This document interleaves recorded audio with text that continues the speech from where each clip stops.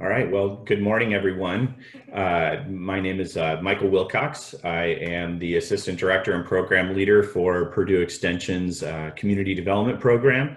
And I am here with several of my colleagues, and we are excited to talk to you about the program we've created, Creating Healthy Communities by Enhancing public spaces. The program is actually called Enhancing the Value of Public Spaces, Creating Healthy Communities, but the title of this is Creating Healthy Communities by Enhancing Public Spaces.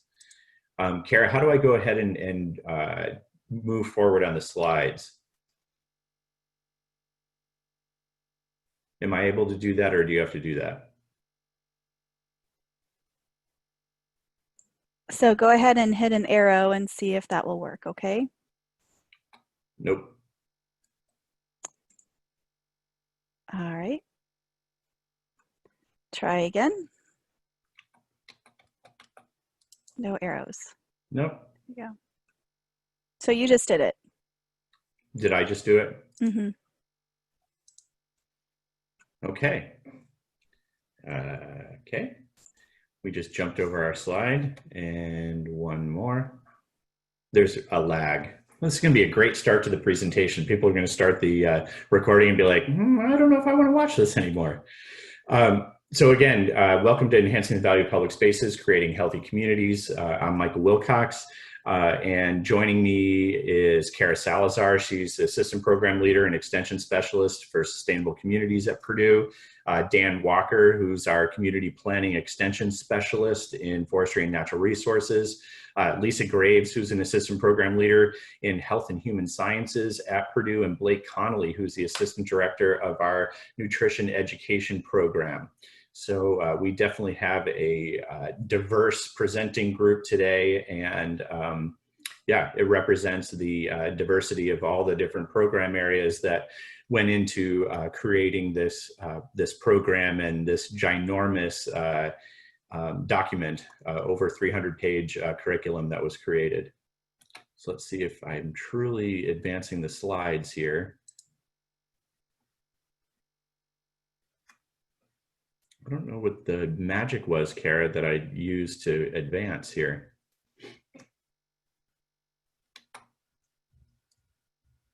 Okay. So Cara's going to be monitoring the chat for the first 14 slides as I begin the presentation. And when we start EVPS CHC, we're typically in a community. Imagine yourself surrounded by 80 of your best friends in your community. And we always start our introduction or our icebreaker in the same way. We ask everyone, what is your favorite public, we ask them to introduce themselves, and then we ask them, what is your favorite public space and what makes it special? And it's always very interesting to hear what their responses are. And so what we'd like you to do is to type that in the chat, if you would, and Cara will monitor that. So type in your favorite public space and what makes it special.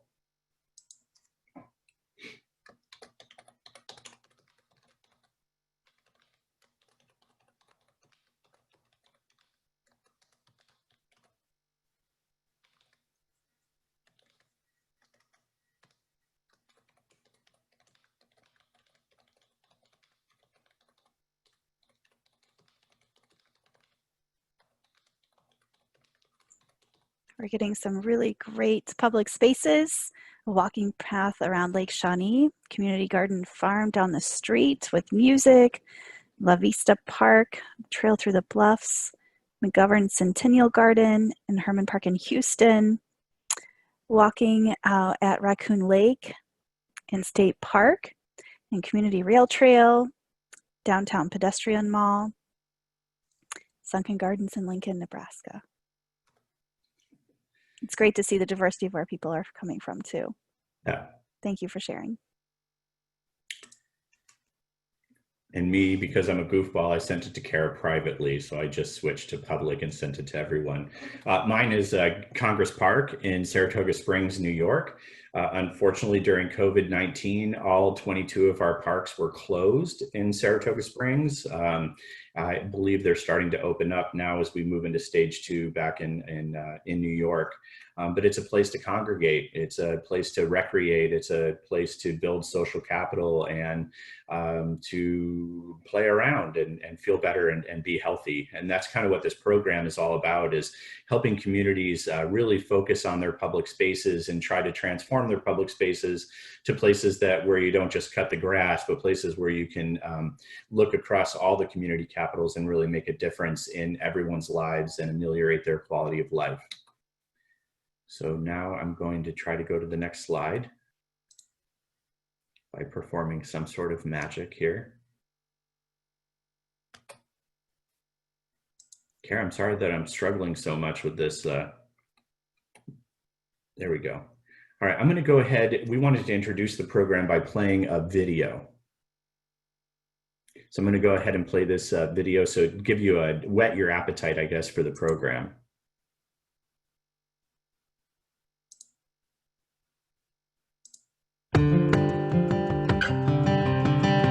The Enhancing the Value of Public Spaces, Creating Healthy Communities program helps local leaders and residents to create a plan to help them develop their public spaces in an effort to promote healthy eating and active living in their communities. The Purdue Extension Group was great to work with. Overall, I thought they had a plan, and they followed that plan and brought the community together and kind of kept everything moving forward. We all had great ideas of what we can do to revitalize downtown, but they were all out here someplace, so we needed to focus. So having this as an opportunity to get a really good plan together was just a great opportunity. Program facilitators coach community groups through a series of meetings to plan, implement, and evaluate their community-specific public space projects. This group has come a long way in terms of uniting different groups in order to try to, in a united way, solve some problems and enhance our community. Putting great minds together, you get a much better...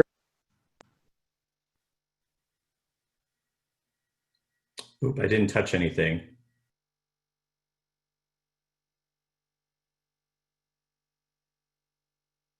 result for the community.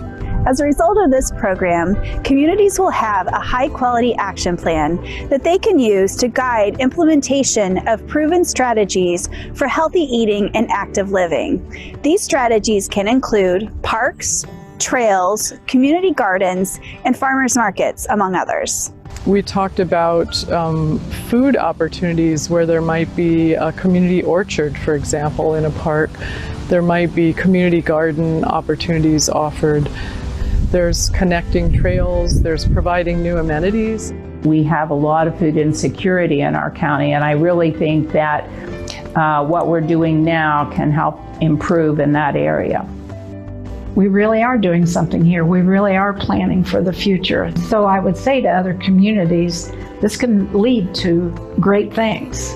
For more information, please visit our website.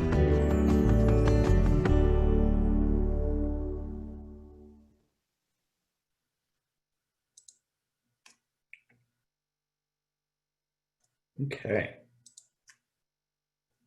So the objectives of EBPS CHC and the purpose of this workshop is to help create a fundamental understanding of the intersection between placemaking, active living, and healthy eating. So when we created this program, we reached out to Blake and his colleagues and Lisa in HHS, and we really wanted to merge what was going on in Ag and Natural Resources, what was going on in community development, what was going on in Illinois-Indiana Sea Grant, with what was going on in HHS, Health and Human Sciences, and in the Nutrition Education Program. And NEP, the Nutrition Education Program, was critical as far as the initial funding was concerned. We wound up getting a grant, an internal grant within Purdue Extension, and NEP provided funding as well, which really led us to focus on active living and healthy eating, to stay within sort of the purview of NEP, but that was also two places where we felt like we could make a significant difference in terms of the intersection of placemaking and health. We're going to talk today about the EVPS curriculum and introduce you to all 300 some odd pages of it. We won't read every word to you, but we'll certainly familiarize you with what's in those pages. And then we're going to give you some hands-on virtual experience introducing some of the tools that we've created, including flipped classroom materials, interactive processes, strategy matrices, which is one key piece of this whole program, and then action planning. As all of you, we have tried to figure out how to take this program and transform it into something that we can do even while we're sitting at home, kind of thing, in the situation that we're in right now with COVID-19. But even prior to the pandemic, we thought long and hard about how we might flip the classroom, and we'll talk to you more about that. There's a lot of education that goes on with this program to make sure that everyone has a fundamental understanding of placemaking and what promoting health and wellness is all about. But some of that can take place online in a flipped classroom type environment. And then when we get into our strategy sessions, we can actually get right in and jump right into the action planning and spend a little less time on some of the educational stuff. And I'll try to work my magic and move slides again here. It just seems to like randomly happen after I do different things.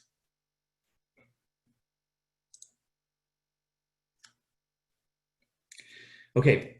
So again, as facilitators, we coach communities through the development of a high quality action plan. It's very, very interactive.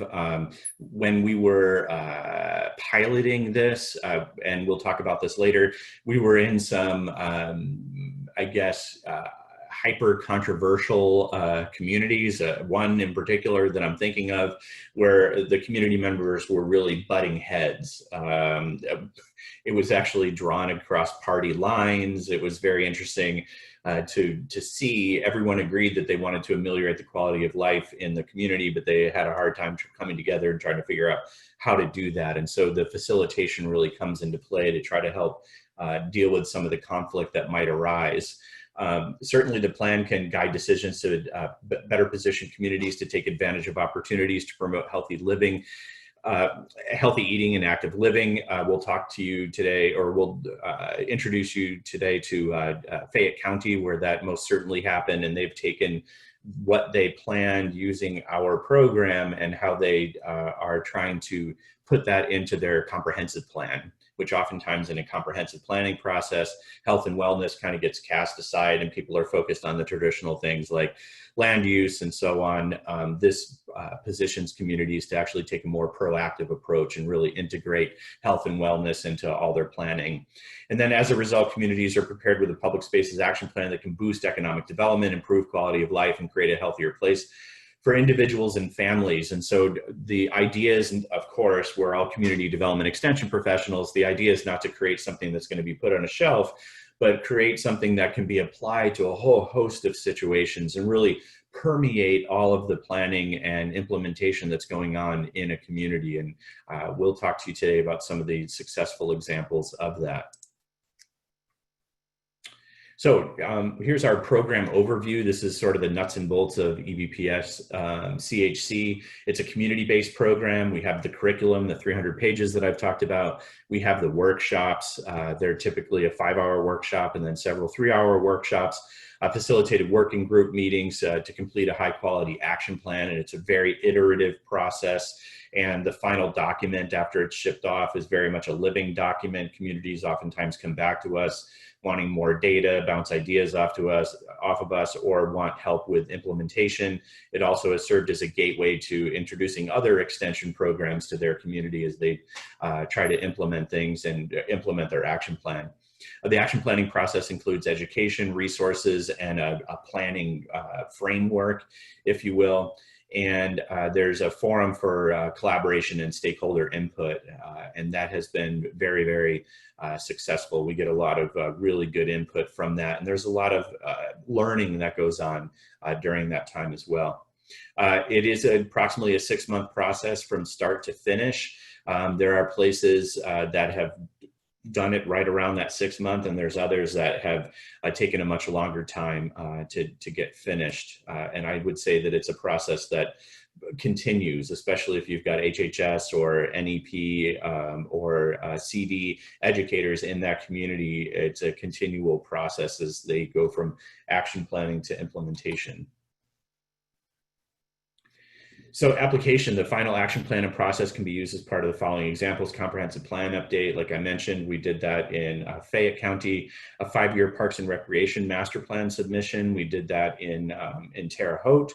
A downtown revitalization project. That's what Fayette County was all about in Connorsville, and preparation for specific grant proposals and projects. And we've had several communities essentially cut and paste quite a bit what was in the action plan and actually put it in grant proposals. And those have been successful because, as you know, granting agencies love to see a well thought out plan. And that's what comes out of EVPSCHC, is that well thought out plan where it's undergirded by data, it's undergirded by community input, and it's undergirded by the science, because all of the strategies that are brought up in the program or in the curriculum are all evidence-based strategies.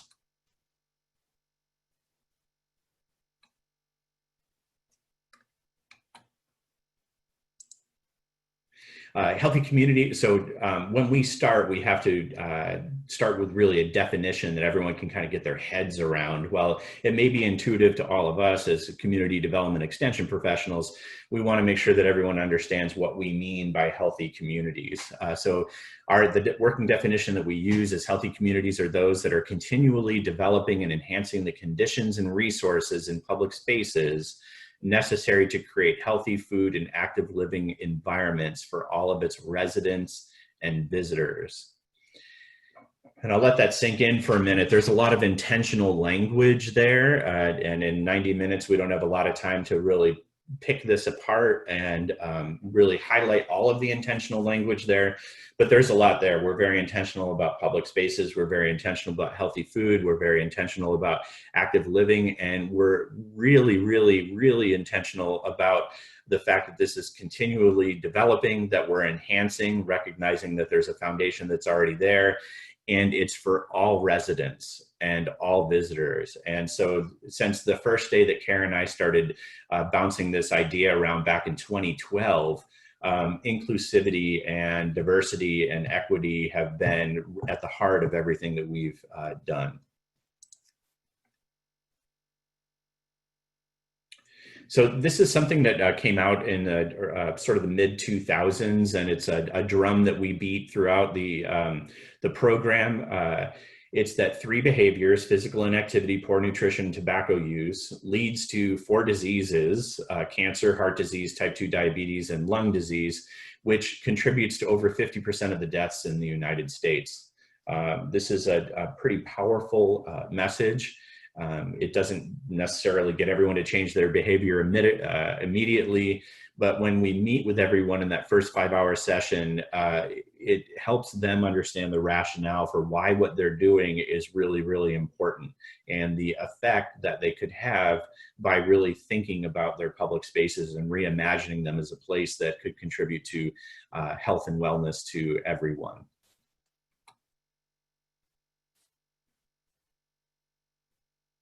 So as in everything that we do in community development, the community capitals perpetuate or permeate everything that we do. I probably don't need to introduce this at all because we wind up using this on a daily basis. Cara and I conceived of this graphic. Those of you that have been in NACDEP remember the Venn diagram graphic that everyone was stealing off the internet for years and years and years. Cara and I reimagined it using these fun little, this great diagram and the different icons that are in it. But we intentionally chose this one. As I always say to our audiences, this is sort of like that contact lens that you want to view communities through. This contact lens, using the community capitals, forces you to think about built capital, natural capital, human capital, social, cultural, financial, and political. It's really, really important to think of all 7. You can't just focus on one. And too often in the communities that we work, people come in with the sort of zeroed in on one particular focus, and they don't look at their communities with all 7 capitals in mind. I will say as well that when we first wrote Enhancing the Value of Public Spaces, the original curriculum, we used the 7 community capitals. And it wasn't until we started doing this program across the state of Indiana, we realized pretty quickly that human capital needed to be thought of more broadly. While we were thinking of it as, you know, the skills and experiences and the education that people have, we were also thinking about the health side of things. We saw that there was a real need to pull the health piece out and really zero in on the health piece. And that's what sort of originated the idea of taking EVPS and expanding it to creating healthy communities, is really breaking apart that human capital piece and intentionally zeroing in on the health aspect of human capital, while paying attention and ensuring that the strategies that we think of and the assets that we lean on are come from all 7 community capitals.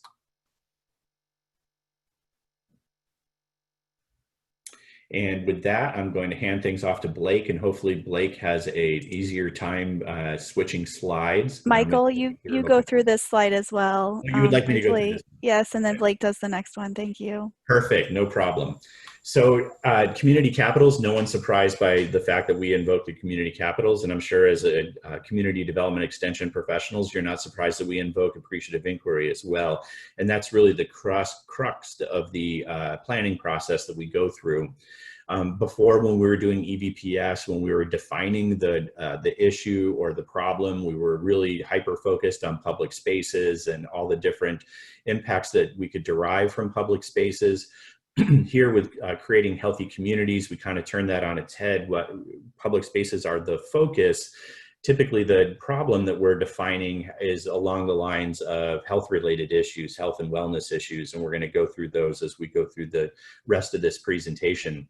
So as we define the issues that we're focused on, we then discover what's going on in the community. And so as all of us do as highly functioning community development extension professionals, we explore what's already going on in the community, what sort of planning activities have already going on, what's being instituted, what's being implemented in the community, what's already there, what has been done, what could perhaps be done better, and then begin to dream about what the future could look like. So Congress Park, I mentioned, in Saratoga Springs, New York, where I'm from.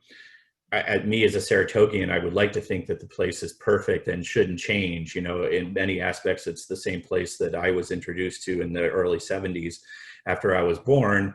But there's so many different assets and amenities that have been brought into that park since then, and many of them contribute to the health and wellness of Saratogians, and as well as our visitors, as being a huge tourist destination. And so we walk folks through the dreaming phase of appreciative inquiry and have them dream about how their public spaces could change and what sort of investments could be made.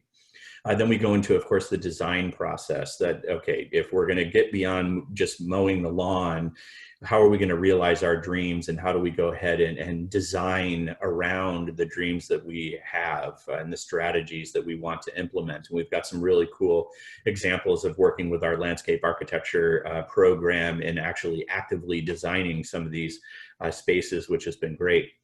And then the delivery process, of course, in appreciative inquiry, this is the implementation side of things. And this is, as I mentioned before, at least in our experience so far, has been the opportunity to work with communities to do additional planning, to implement, to introduce extension programs that are related to the strategies that they've wanted to implement, as well as bringing in and leveraging the different partners and others that can contribute to the realization of the dreams and designs that were created through the action planning process with EVPS. And then lastly, the debrief, how are things going? What impacts have we had in the short, medium, and long term, and continually revisiting the investments that have been made, what's working, what's not working, and how can we make it even better, and starting that process all over again. So without further ado, Cara, I'm going to hand things off to Blake, and I'll give up my remote control, and I'll be back in a little bit.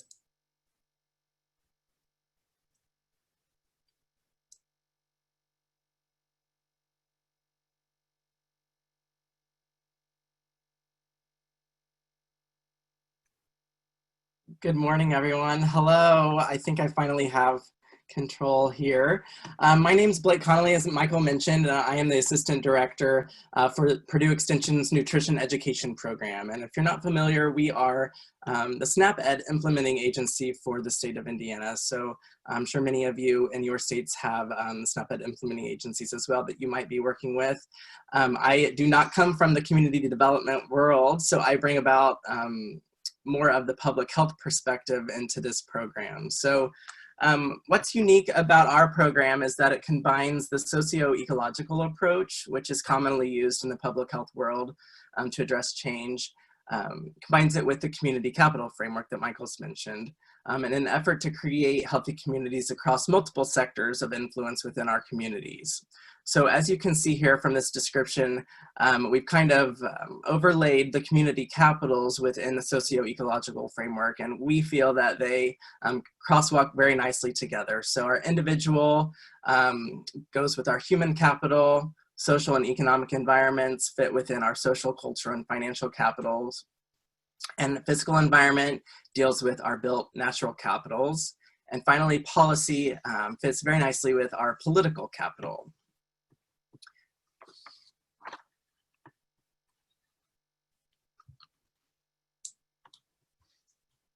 So another public health term that we have incorporated into this program is policy, systems, and environmental change approaches. So each of the 7 capitals can be supported with conditions in these 3 main categories. And so this sometimes can be a difficult concept to understand, but we have crosswalked the capitals with this policy systems environmental approach. So as we're thinking through different strategies to enhance our public space, we think through this as, could we incorporate some type of a policy? Could we incorporate some type of a system? Or could we incorporate some type of an environment change? So for policy, obviously we know what that is, a written statement of organizational or legislative position, local laws, local ordinances that we can incorporate into our planning for public spaces. Systems changes are things within organizations or groups or your communities to enhance procedures and processes, and oftentimes go hand in hand with a policy change as well. Environment change, that's probably the most easy thing to think through. That is changes to our built or man-made environment. And that can also include changes to our social, economic, and natural environments as well. So we talked through this throughout our workshop series with our participants, and throughout our,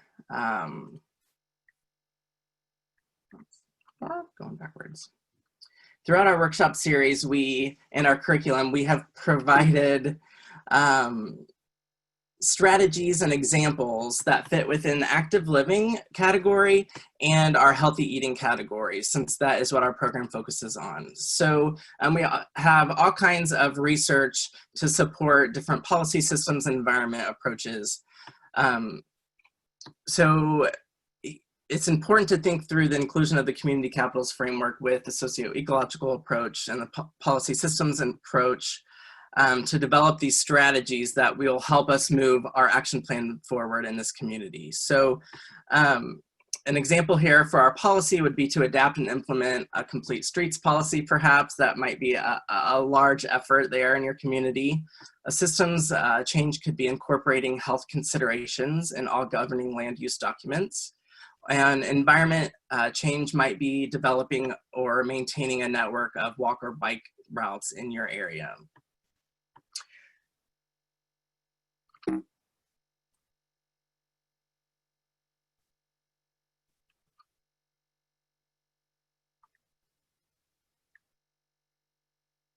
Alrighty, so this is an activity that we actually use in our in-person workshops, but we've adapted it to utilize today in our virtual setting. So what we like to do is to help the community understand this concept of PSE, so that when they're formulating strategies for their action plan, they understand how all of the pieces fit together. So what we like to do is get a photo from the local community that we're working in, so that the scenery is, adaptable to the conversation that we're having that day with that community. So this is an example of a downtown area And what I want you guys to do is look at what might be improved in this public space setting. And in the chat box, think through either a policy, systems, or environmental change strategy that might improve this public space. So I'll give you a couple minutes to think through that. And feel free to put that in the chat box.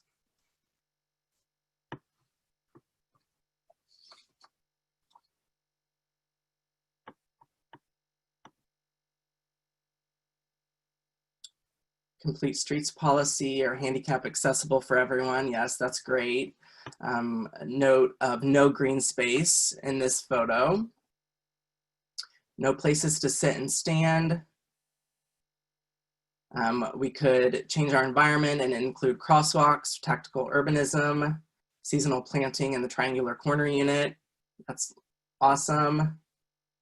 Overhead wires. Lighting, yes, lighting for safety, that's always important as well. Sidewalks needed and limit the access points along the closed streets. Great. So many of those are environment changes that we can make. Alrighty, thank you. So in a typical face-to-face session, we would just utilize a facilitated popcorn group discussion for this. And so we just kind of pop around the room and see what folks might think. Bike lanes, sidewalks along the defined green space and art, something green and living, turn CO2 into oxygen. Yes, lovely. All righty. So that is one example. Here is another example here. So this is actually an example of, from one of our actual workshops. This was a community center that was kind of the focal point in this small rural community for many years. And it actually was condemned because it was not actually safe to hold any community meetings or events at this point. So we were brought in to see how we could adapt this local space to improve it for the local well-being. So what are some policy systems or environmental change strategies that you might think of that could improve this scenario?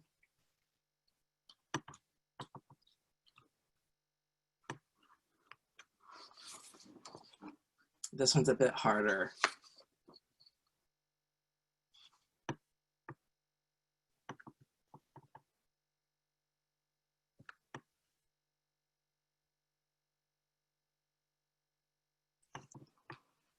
Great. Art, yes, inclusion of art. Obviously, this is not the most beautiful building.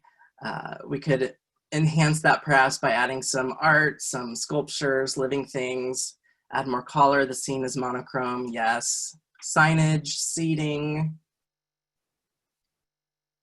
If the building is condemned, is it feasible to fix? If not, the fire department could use training. Yes, that's great.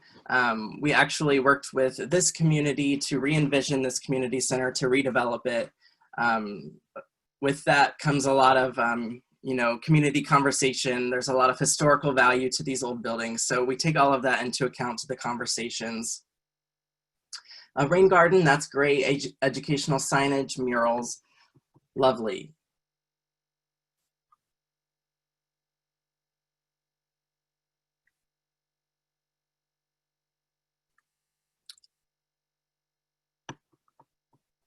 Alrighty, so we're going to transition a bit here to looking at the actual action planning process here. So our program unites, regional, community, business, neighborhood leaders with residents in a collaborative working environment through several meeting sessions. And so through this action planning process, we've created best practices from the fields of planning, community development, and public engagement to inform these conversations. So as Michael mentioned, these completed action plans are typically used to support things like a comprehensive plan effort or a Parks and Rec master plan, or even including it in any fundraising efforts in your local community. So our work, we have kind of formulated it based off of this action plan framework. So our high quality action plan begins with a vision, obviously. The group's vision is simply a description of what the group intends to accomplish throughout the process. And so everything that we work on ties back to that vision. The plan's body consists of goals, objectives, and strategies that will be used, that will be developed throughout this action planning process. So obviously the goals are going to support the vision of the plan and are the general categories under which our objectives and strategies are organized.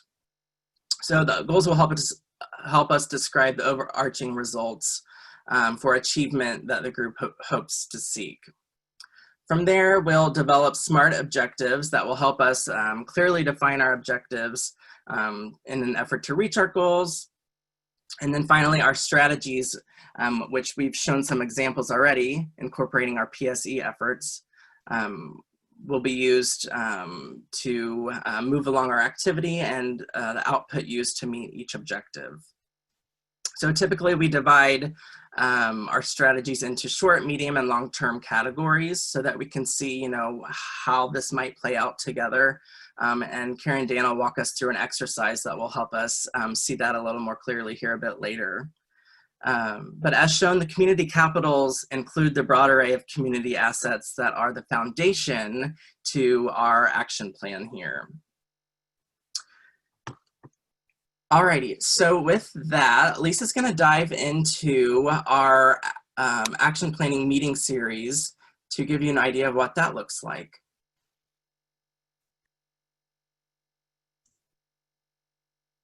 Thanks, Blake. I'm Lisa Graves, Assistant Program Leader for Purdue Extension in the College of Health and Human Sciences and part of the EVPS CHC leadership team. So that's our acronym that we use for the program. I am also a registered dietitian, so I bring that healthy eating content expertise to the program. This is my first time participating in NACDEP, so I'm glad that this was offered as a virtual experience so that I could join everyone today. I'm going to be walking you through the ways in which we engage participants in the meeting series and the local action planning. The action planning takes effort and a lot of work from a lot of different people, and so there are several different ways in which people can participate in this action planning process. So first we have local leads. This usually consists of 3 people managing the local program process. The local leads include at least one county-based extension educator, such as health and human sciences, agriculture and natural resources, or community development, or a community wellness coordinator from the nutrition education program. Additional local leads can consist of someone from the mayor's office, the parks office, or other types of government entities. It can also be a key partner or stakeholder group, such as a community foundation. And the local lead is going to assist with walking through the planning process and ensuring that the plan is going to get completed. They also often are people that work to get the plan approved, and they might even work with a consulting group to help get that action plan across the finish line. Another group involved with this program is the steering committee. So this typically is a group of 10 to 15 individuals who are committed to working through the entire action planning process. They are going to assist the local leads with making sure that the pieces and the parts of the action plan come together. And these individuals will represent the community capitals framework. Then we have the education and visioning participants. So they're going to participate in the big kickoff workshop that I'll discuss in just a minute. This is where you cast this wider net. So approximately 50 participants representing a variety of stakeholders are going to engage in this session. So they can help with getting feedback for you from other groups that they may represent. This is also the group of individuals that you can go back to and ask to provide feedback in the action plan before it's finalized. And then we have our Purdue Extension facilitators. So those are the people that are trained in the EVPS-CHC program process, and they'll be coaching and facilitating through the meeting series and action planning process.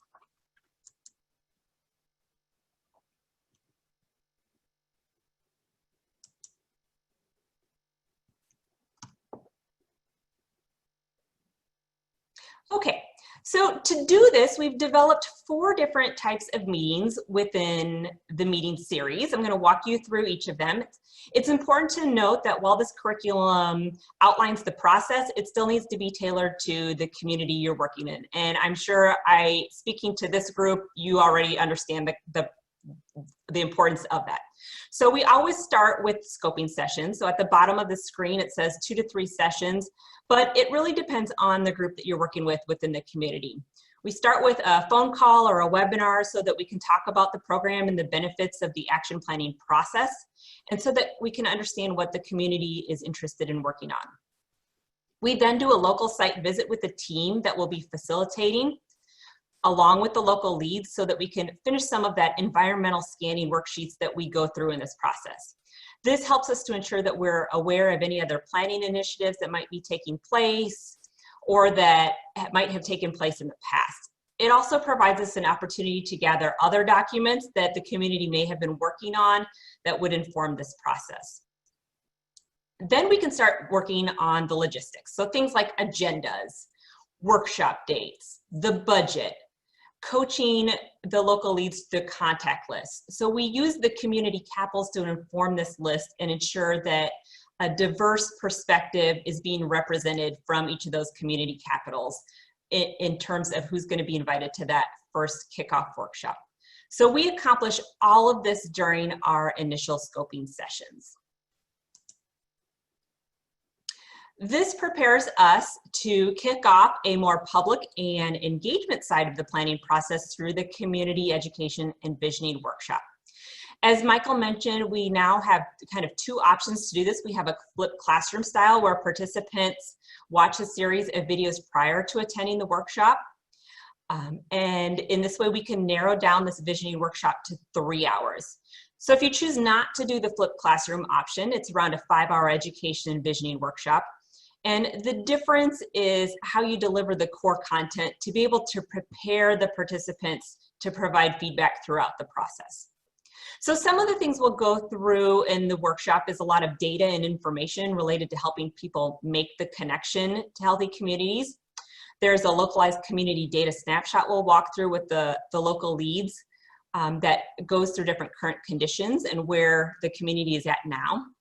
And then the fun and interactive part, and what you see in this picture here, is the visioning through community assets and opportunities using a World Cafe rotating style for feedback.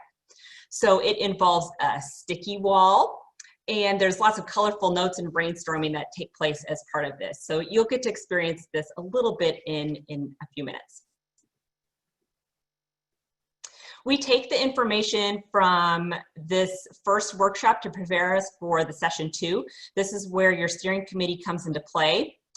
This is the group that's not only going to attend that education and visioning workshop, but also sessions 2 and 3. And during session 2, the steering committee is going to divide into goals or table topics, as you see on your screen here: active living environments, healthy food environments, and placemaking. So these 3 groups will build on the identified assets and opportunities from the first workshop to create objectives and begin prioritizing recommended strategies for creating those healthy communities that will become part of the action plan. On the screen in the picture, you can see an example of a grid which helps the group determine the impact and effort of implementing these strategies, either over a short, medium, or long-term frame. So the second session typically is about 3 hours in length and involves 10 to 15 people. And then the third session in the meeting series is really related to, again, to the action planning process. So again, involves the steering committee that's been part of the process from the initial workshop. 3 hours in length, targets about 10 to 15 people. And in this session, we continue the work of taking the information that we've been compiling with the stakeholders thus far and going a step further in the action planning process. So we start drafting timelines for strategies, we identify roles and responsibilities, we talk about evaluation, what it looks like for both the internal group and external stakeholders you're working with, and create a plan for how you're going to communicate this, the parts of the plan as well as the plan itself. So at this point, you'll have a lot of different pieces related to the action plan, but it won't be completely put together until the local leads are able to compile all the rest of the data. So coaching and facilitation, those people will also help to finalize some of the parts of the action plan as well. And so to get it to the very last step of the action plan being finalized, you might be working with a consultant at this point, again, making sure that the parameters fit into the comprehensive plan, if that's one of the things you're working on, or you might be working with the community itself if they're working on securing a grant. So it really just depends on how that action plan is going to be utilized after the process is finished. So that kind of takes you through the meeting series. And we'd like to share with you just a little bit about some of the projects we've worked on to date. So as you see on the screen here, one of our first pilot efforts took place in 2017-2018 in Terre, Haute, Indiana, which is on the east central part of the state, focusing on a parks and recs master plan. Just to give you a little bit of an idea about Terre Haute, it's a city of about 60,000 people. And we worked with their Parks and Recreation Department to take them through the series. We connected active living and healthy eating to their parks plan. And another outcome of this effort was that we did a large scale survey. So about 964 people representing 1.6% of the city completed that survey. We asked lots of different questions related to the quality of the Parks and Rec Department. So that's another kind of feature of this process. You could invoke a community survey. So we had about 70 people that attended that meeting series. And then moving on to the project in Gaston. So that one was focused specifically on this community center park revitalization effort. As opposed to the Terre Haute one, the town of Gaston is about 900 people. It's located near Muncie, Indiana. So if you're familiar with Indiana, that's more the north central part of the state. Much smaller town than Terre Haute, but still we had 40 committed people that were passionate about participating in this meeting series. So in addition to the community center, they were also looking at strategies to build on an asset they have in their community called the Cardinal Greenway.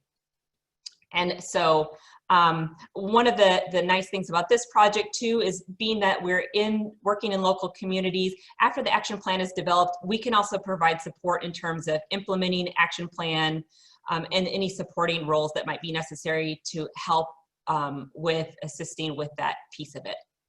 So with that, I'm going to turn it over to Dan Walker to provide you with some further in-depth details related to the Connorsville Downtown Revitalization Project. Okay, thank you, Lisa. I'm just getting the control of, there we go.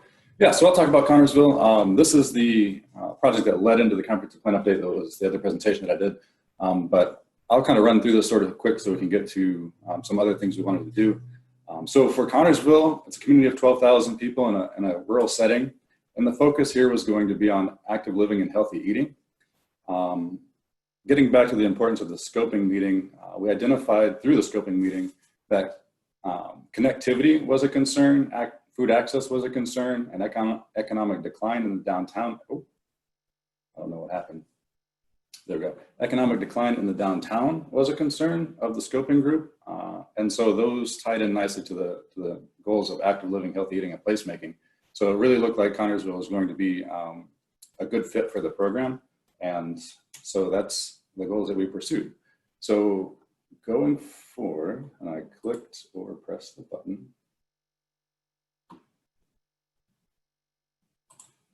There we go. This was our approach. So we went through the meeting series sort of as planned. We had 4 meetings over a course of 3 or 4 months.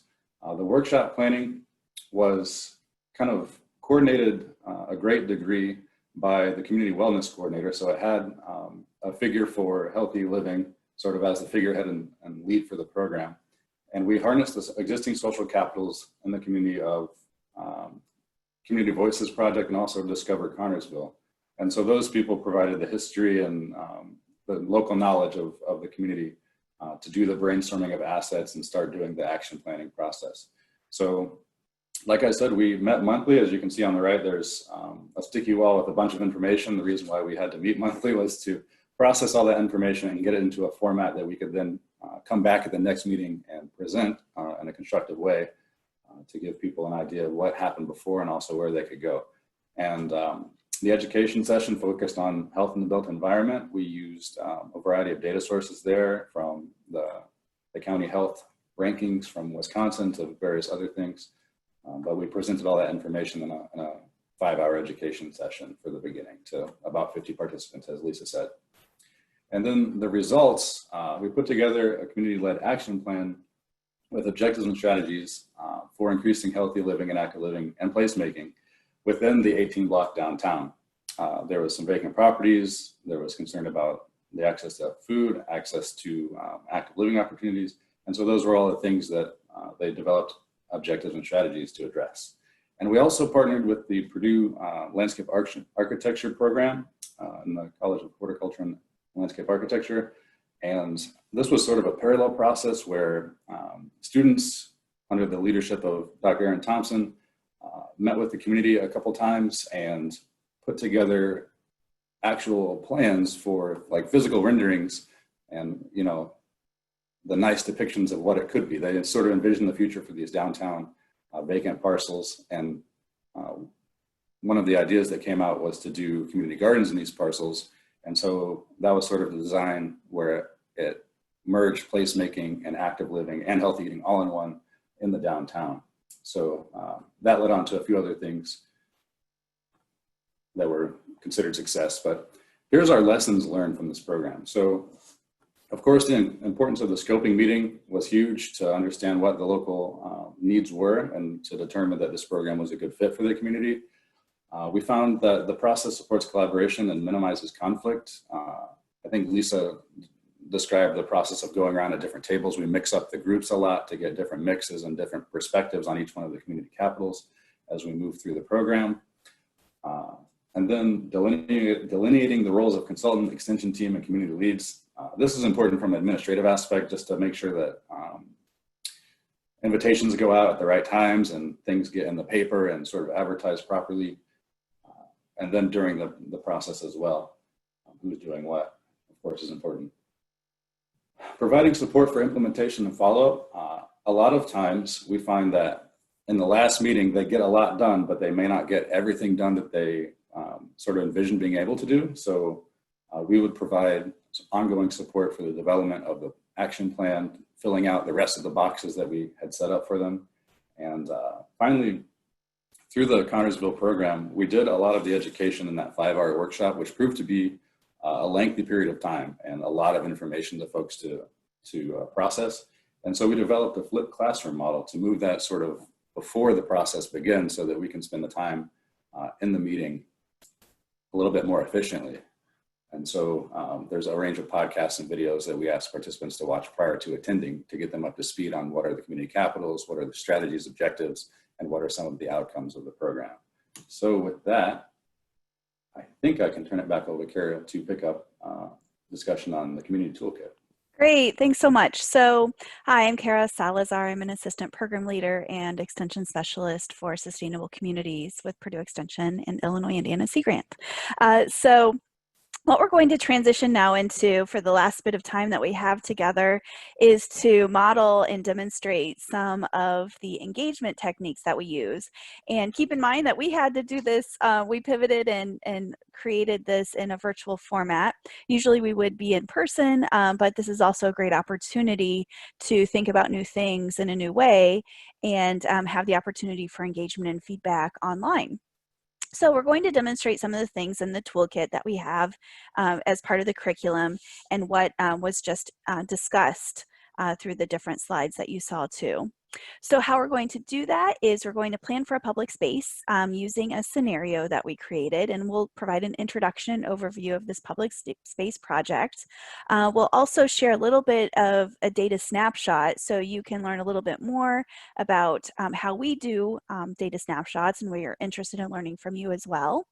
We're going to do a little bit of activity then using Zoom and Jamboard, which is a Google feature. to map assets and opportunities and look at some strategy development and prioritization.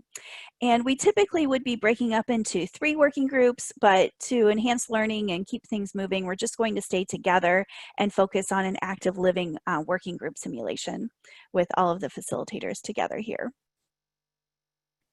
So the town that we're going to be planning for is called Hoosierville, Indiana. It is a 15,000 population town, and they're interested in creating a downtown public space action plan. And you can see the map in your screen here of the area that's delineated in this pink color is everything inside it is what we are going to be planning for. And the reason why Hoosierville would like to plan for their public spaces is that they're working on a downtown redevelopment project, and they want to apply to a state grant program, but they do not have an action plan in place yet. And what they'll be focusing on is updating their downtown corridor to enhance their existing public spaces, create new public spaces, and connect public spaces to community amenities. They have some additional concerns to keep in mind. They have very high rates of obesity. They have limited access and opportunities for outdoor activities. They'd also like to increase access to affordable, healthy food. And they have several empty lots in their downtown corridor that are not well maintained. So here is what Hoosierville looks like. So let's get some interaction going again. In the chat box, can you please list some community assets you see for Hoosierville's downtown public spaces?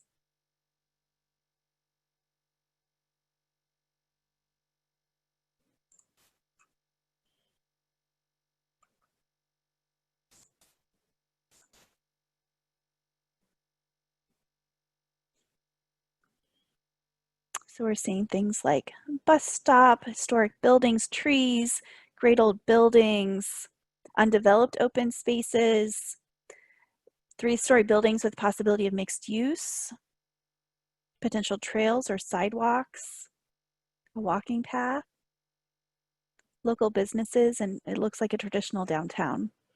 This is great. Thank you so much. We have some green space and some country roads. People are there with cars, yes. So thanks for those assets, and keep them coming in if you're thinking of some others.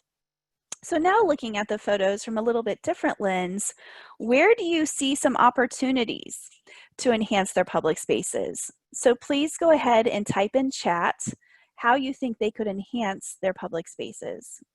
Just a quick statement. So they need sidewalks. Add bike paths, color on buildings, cohesive signage, accessible bus stop, color and texture, and some facade improvements. That's great. So thank you so much for taking some time to look through Hoosierville and what they have to build on and where we could think about going for improving public spaces. So we're going to revisit Hoosierville in our activity too, but this is also a snapshot of what they look like. And Michael, I'm going to have you go ahead and chime in here to talk a little bit about how this was created and what we use this for with our public spaces programming. Sure, and thanks, Karen. This is just a kind of a snippet. I'm kind of letting the cat out of the bag by putting Fayette County there, but what we do is we typically use the county health rankings and road maps. It's an extremely useful site. I'm sure everyone on the webinar has been to the countyhealthrankings.org. One of the huge improvements that's been made on that site is that if you click on a variable, it now gives you some policy options and different things that you can think about to ameliorate your situation or change some things. They have a lot of very interesting variables there as well. And the other thing is that you can compare the county with your state as well as the United States. And we can see here We look at limited access to healthy foods. We look at the food environment index, physical inactivity, access to exercise opportunities, adult obesity, and ultimately leading to potentially premature death. And you can see the description of all of those. And you can see from this that Fayette County or Hoosierville needs improvement. If you were doing their annual evaluation, you might say that they need improvement in a variety of areas where they are not looking great in any of these.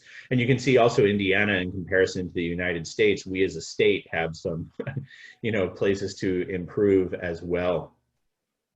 These are some leading indicators that we use in CHC. I would say that we go to other places as well. Policy Map is one place. There's other places that we go in order to get data, look how things are different throughout the community or throughout the county.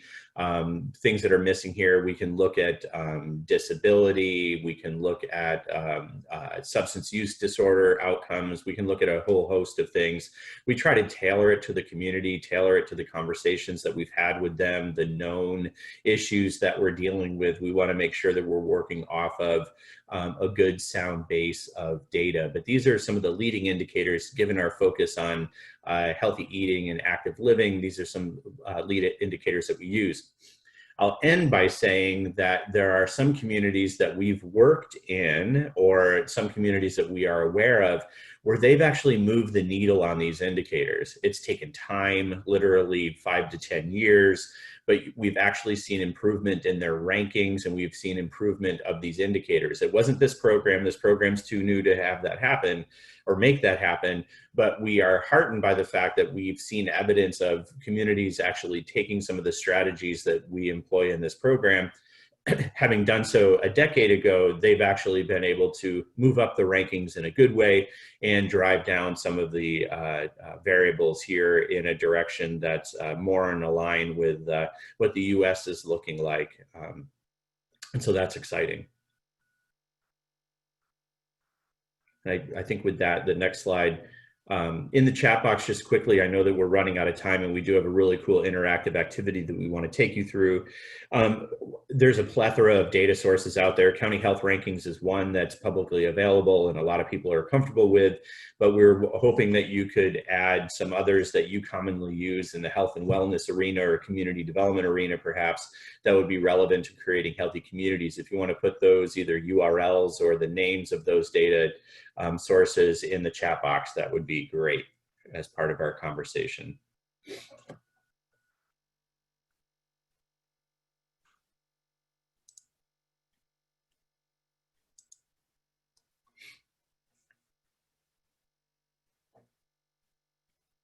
Thanks, Dan. Yes, Census, checklist tools for health and comprehensive plan. Yep, in places where those exist. Are there other examples that people would like to share with respect to data?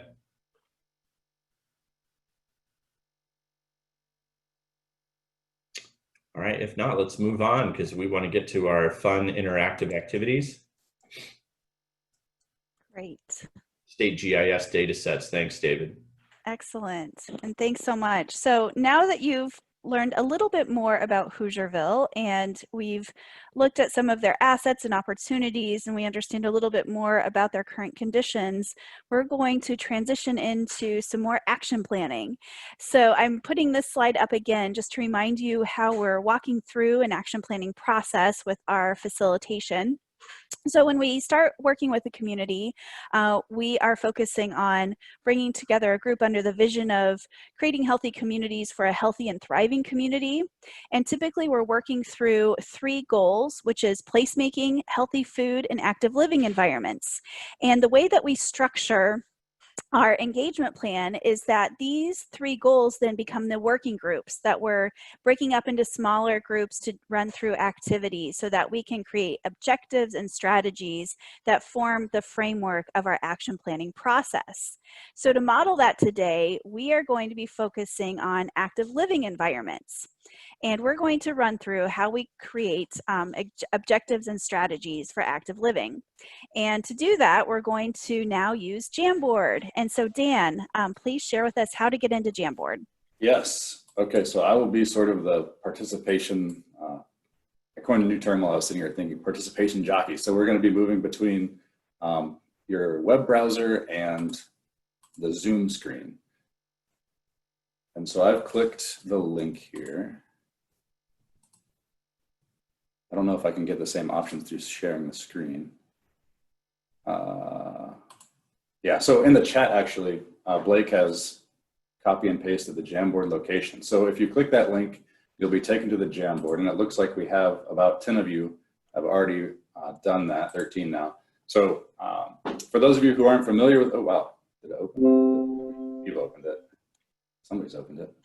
Anyway, this is how it goes. So for those of you who haven't used Jamboard, we have a little activity here. And basically it's to get you oriented to Jamboard. So you see that blue arrow there. If you go across and click the sticky note icon, we'd like you to make a sticky note and basically tell us where you're from, what's your home state. So as you do that, you should be able to see what everybody's home state is as the sticky notes populate. Texas, we have Texas. North Carolina, Texas, great. Wow, they're popping up fast, good. So I would like to point out that the limit for using Jamboards with groups, from what I've seen on the internet, is 50 people. So I was kind of relieved to see that there's about 20 or 30 of us on today. But keep that in mind when you're working on it. So it looks like we have a pretty good idea of using the sticky note feature. So now if you go up to the top of your Jamboard and click next frame, if you can see there, yeah. So you should be on frame 2 of 12. Now we're going to use the Annotate feature in Zoom. So if you switch back over to your Zoom window where you see the presentation going on, and you navigate up to the top of the screen where you see the option for View Options, you'll click that and scroll down to Annotate. And so you can see Cara's picture there. And then you can select a stamp icon and put a stamp on the state that you're from. Looks like people are getting the hang of that. Fantastic. Illinois, me too. Lots of Hoosiers on this call. West Virginia. I was trying to learn that country roads. Okay. Fantastic. New York, Texas, Washington, Oregon. Great. So it looks like we've got the hang of the Annotate feature. We'll use that later on in this presentation. So keep that in mind. Now we'll switch to the next slide, which is kind of reviewing the situation in Hoosierville. So there's the 18 or 19 block focus area within the red line there. The concerns from the community are limited access for opportunities for outdoor activities, high rates of obesity, limited access for affordable, healthy food, several empty and poorly maintained lots in the downtown, and population of the area is about 15,000, and they're looking to do a downtown action plan for public spaces. And somebody is still doing the Annotate. We could clear that off probably and move on to the next slide. So you should be on pane 4 of the Jamboard at this point. And what we're looking at again is the downtown of this fictional Hoosierville community. We've talked about the different assets that are involved, you know, accessible bus path, people walking in the downtown. We've also talked about the opportunities, what would we like to see in this area. But this just kind of gives you a visual sense of what we're thinking about when we move on to the next slide here. So let's go ahead and go over to slide 5 on the Jamboard. And so this is a model of what you see on the left there in that smaller picture, which is the sticky wall activity. And this is the first round of the sticky wall activity where we brainstorm the assets with a group of about 50 people across the built capitals. So we're looking at assets in the built, natural, human, social, cultural, financial, and political capitals. And what we would do is have a small group work together and post additional sticky notes on here based on the assets that they think exists in the community. So this really gives us a sense of what's in the community, as well as shares all the assets between community members, so everybody has sort of a shared understanding of what is available to work with as we move on to opportunities. So let's move on to slide 6, and I'll hand it back to Cara to discuss identifying strategies and the rest of the process that we go through.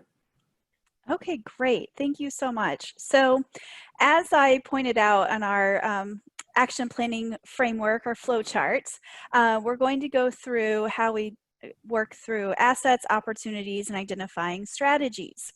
And so what we typically do is that we have a series of different types of strategies that crosswalk between community capitals, policy systems and environment, and looking at healthy food, active living, and placemaking aspects for strategies. And so we're going to model some of that now too. And when we're going into the programs, we're referring back to the assets and the asset mapping that we've already completed. So the assets are the current reality that we are, our current conditions that we're moving from and building from. We then want to look at drafting objectives for a desired future and creating strategies to build from the assets to the desired future. So how we're going to meet in the middle is what we're going to do for those assets. And this is what an example looks like for our strategies. We have, again, this crosswalk between the community capitals as well as the policy systems and environment, or PSE. And you can see some of the strategies that we are suggesting or looking at are things like adopting a sidewalk ordinance, adopting a parks master plan, adopting shared use policies to maximize use of outdoor spaces, prioritize connectivity and multimodal infrastructure and plans, dedicate funding to sidewalk and pedestrian infrastructure, allowing and encouraging mixed use and form-based zoning. So again, this is just kind of a snapshot to get the ideas going and look at some of the possibilities of strategies. We very much want to make sure that communities are building their own, but this is one way that we do use to help us get the conversations going as well. So, well, thanks. So busy household around here, as we all know from work from home.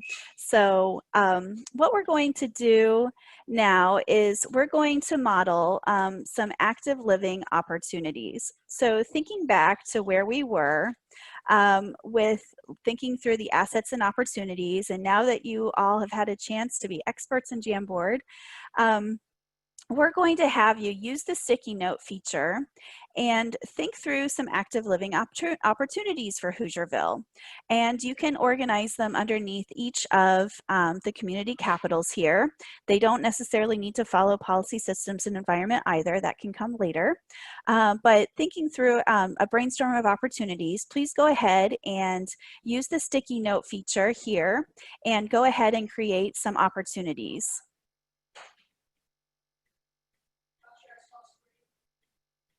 And we have a Parks and Recreation Master Plan, bike lanes,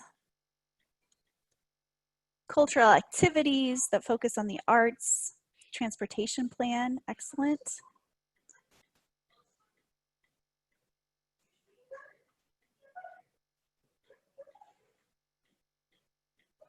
Community center, sidewalks. Excellent.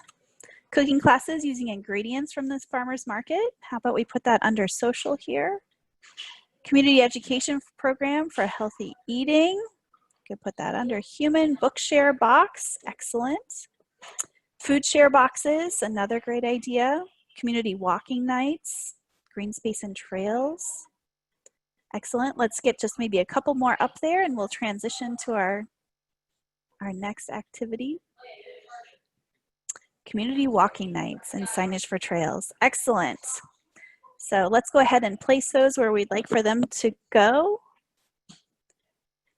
And we will connect with local AME church. Excellent. Okay, thank you so much for these fabulous suggestions for opportunities. This is the time to dream big and think about what we can do. Arts night at the pub. I want to go to that. That sounds fabulous.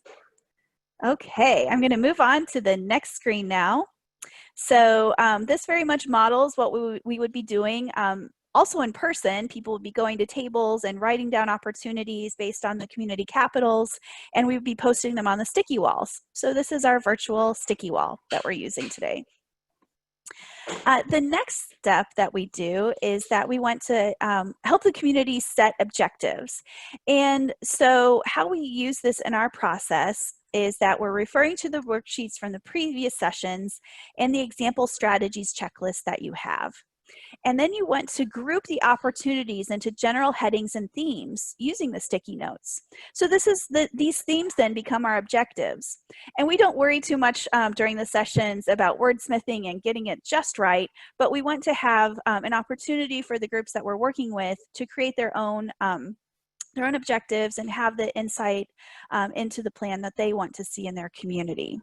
So what this ends up looking like is you can see in blue how we have created the themes under each of the community capitals here. And many times we'll have multiple themes under each of the community capitals. And so, for example, we have bicycle infrastructure, environmental education, exercise, public space activities, establishing sense of place, tourism marketing, and fundraising. So this is the result of going through the assets and opportunities and then getting to that next step of grouping those opportunities into themes, which will eventually become our objectives. And so then the final step we're going to go through is prioritize strategies. And for this one, we use an impact effort grid. And so you can see an example here. The impact is listed here and effort is here. And we have 4 different quadrants that we're going to be using.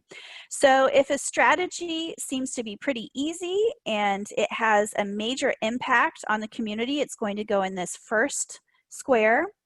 If it seems to be an easy effort and has more of a minor impact on the community, it's going to go into this square.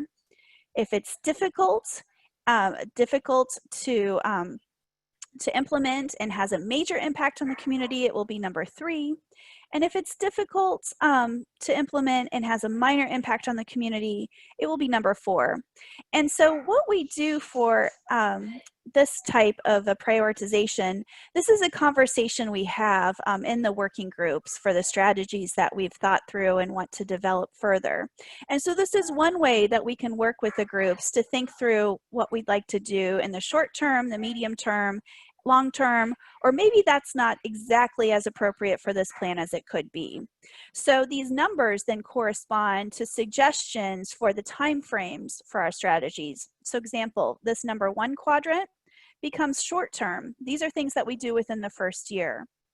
In the number 2 quadrant, these are things that could be medium term, 2 to 4 years, or long term, 5 years plus. And then in the 4th quadrant here, these are things that could be considered medium or long term, or perhaps again discarded. So I'm going to move now into our final activity, and what you will need to do is, we're not going to have each individual person use Jamboard right now. We're going to do a poll. And I'm going to have everyone go back and make sure that you're on the Zoom screen. And hopefully you can read all of these. We have 4 different strategies that we're going to consider for our prioritization. And you are going to vote on where you think these strategies go within number 1, 2, 3, or 4 in this quadrant. And so the strategies are partnering with county planner to pursue state grants for bicycle infrastructure, educating the public about bicycle safety at community events, and connecting town center to the regional trail via on-street bike lanes, and design and install wayfinding signage. And each of these are listed on the poll. I'm going to launch the poll now and give you each a few minutes. Please vote for every single strategy. The strategies are listed in the bold text, and you're going to vote on where you think these strategies belong in the different quadrants, 1, 2, 3, or 4. So polling is open, and go ahead and start voting.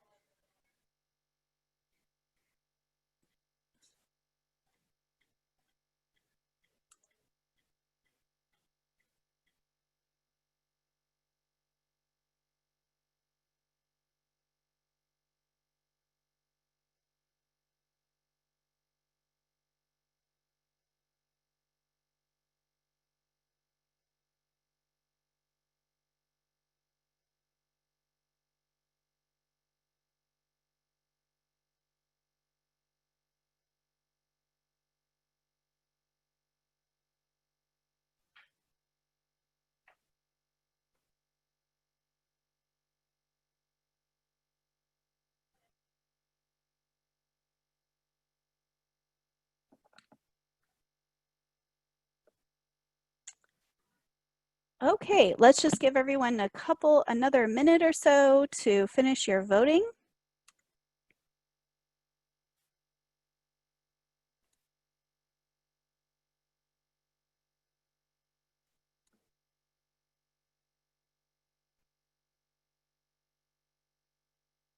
If you'd like to vote, go ahead and finish up, and then I'm going to end our poll.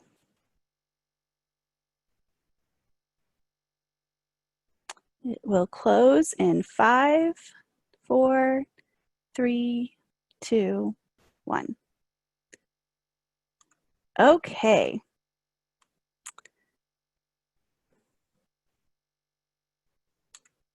So we have, for number 1, we do have a tie with partner with county planner to pursue state grants for bicycle infrastructure. So we have a tie between high impact, low effort and number 1, and number 3, high impact, high effort. So what we would do with that is that we need to get to our strategy here, and we're going to put it over into the grid. And we would need to talk about then further, typically what we will do is we'll put it in the center, and we'll need to talk through that with our community to see if that's something that we really do need to do within the first year, if it's something that we could break up between short term, medium term, and long term, so that we can have a conversation about additional strategies to conduct that and how we can move forward. And so in number 2, we also have another tie, high impact, low effort, and low impact, low effort. And so for the educate the public about bicycle safety. So again, we would continue to have additional discussions about that and reach a consensus for where we would want to place this strategy and if there are other things that we would need to do. For number 3, it looks like we have a pretty strong vote for high impact, high effort for connecting the town center. So we're going to put that into number 3. And then we'll further refine which of those time periods it works within. And for number 4, design and install wayfinding signage. This also will go into number 3. So thanks so much for conducting that poll. And you can see just a little bit of how we can use some of this technology to bring together groups and work together on a planning process to make it a little bit more interactive in an online environment. So I'm going to now move us back over to the PowerPoint presentation so that we can wrap up and have a few points to share. And if you have questions as we're going through, I will, you can go ahead and start putting those into the chat box to prepare us in the last few minutes to have some discussion. So how we then translate this then back into the action planning process is once that we have the action strategies in place, we put together the short, medium, and long-term strategies. And as a reminder, these are what the action strategies definitions look like. With the short term for the first year, changes in knowledge, skills, and motivation, the medium term changes in behavior, and long-term changes in situation. And this is an example of what those look like.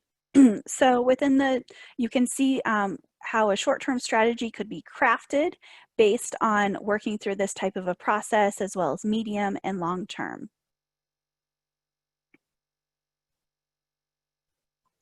And so finally, to wrap up, we revisit our action planning framework so that we have gone through each of the goals working groups have created SMART objectives and strategies to work through the components of their action plan. We then start working together as a combined committee so we can send that back out to additional stakeholders to get feedback and have additional discussion, and also put together the additional parts and pieces of what the planning format needs to look like to finalize the plan. And so what we then move into for the next session is the action planning meeting. To wrap it up, we do have additional process that we go through for looking through timelines, identifying roles and responsibilities, developing the evaluation plan, and creating the communication plan. And so finally, before we move into our questions, one final piece that we wanted to provide some resources around are physical distancing and parks and trails. So since we are working within public spaces and we're working very closely with Parks and Recreation on these types of efforts, as well as other types of local government offices, we wanted to point you to some resources that may be helpful. And we have sent these out to our partners as well. So the CDC COVID-19 Parks and Recreation Facilities resources, and the National Recreation Park Association Keeping a Safe Physical Distance in Parks and Trails website. And of course, reach out to your local offices as well. And so with that, we can open it up for some questions, and please go ahead and type those in the chat. You can unmute if there's something that you'd like to talk about. We have just a few minutes to do that. And to learn more, you can certainly go to our website. All of our contact information is there. So please feel free to reach out to us as well. And so other members of the team, you can go ahead and unmute as well if you'd like to share additional information.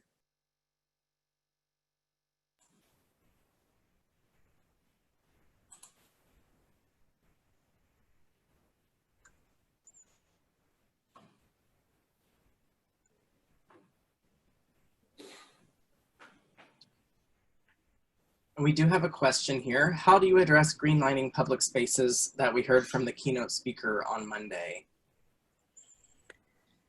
Sure, well, that's where we certainly work to bring about a process through diversity, equity, and inclusion to make sure we're thinking through multiple facets of a community action planning project. And so we do that through our process. We do that through intentional integration across plans and working with community members that may have not worked together before and connecting them in different ways to other offices. It's something that we're continually working on to improve and thinking through additional processes and different ways to do that. So it is an intentional part of our process, but it's certainly something that we can all strive to do better around. How do you ensure the citizen engagement you get comes from a representative sample of the community? And what do we do if you feel it is not representative? So there are a couple of different things that we've done. We have, when we're working on surveys, we have gone to we've pulled out different parts of surveys. We've had opportunities for people to have assistance in filling them out. We've also worked in specific groups and focus groups or listening sessions or different types of interaction to get feedback from different groups that may not be coming to meetings, or we need to engage in different ways. So we tailor it to the type of plan and program and community setting that we're working within. Do you have a rough estimate of time or staff investment per community you choose to work in? It really does depend based on the program. And as Michael had mentioned earlier, typically it is a 6-month program from start to finish if we do the entire full process. However, when we have changes with elections, if we have changes in other types of community events, that can really prolong the process. And so we need to shift and focus and sometimes pause. So it does depend on the circumstances of the community, but the 6 months is a good estimate. And we always have 3 facilitators when we're doing these different working groups. And so we have a facilitator leading the activity with the working group so that we can move the dialogue through. And we always have some local leadership team members in place too. So we typically have around 4 to 5 Purdue Extension staff that are working on a program like this.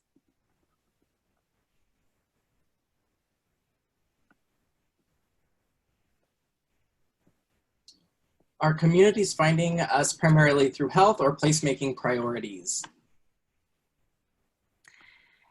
It has been both. We have, with the increased awareness of the intersection of health and planning, people are thinking more about that with their community plans.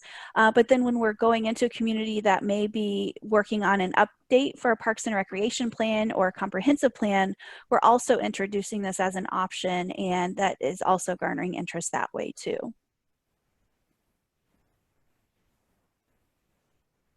I know we're a couple minutes over here. One more question. Is there a local cost match requirement? So we do have a tiered structure for a rate plan that we use for this, and it depends on what the community is interested in doing. So we've started that at around, I believe it's around $3,000, and then our top tier is around $5,000 if they're doing the survey with the analysis.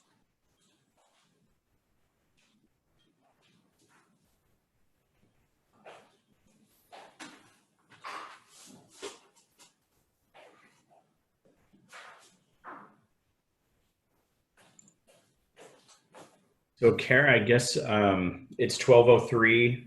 We're more than happy to answer any more questions. And if there aren't any more questions, I would love to thank each and every one of you for attending today. Really appreciate you taking the time, spending your time with us. If you have any questions, feel free to email us. It's been a pleasure discussing our program with you today. We're really passionate about it, excited about it, and looking forward to expanding it at some point. So thanks so much to everyone.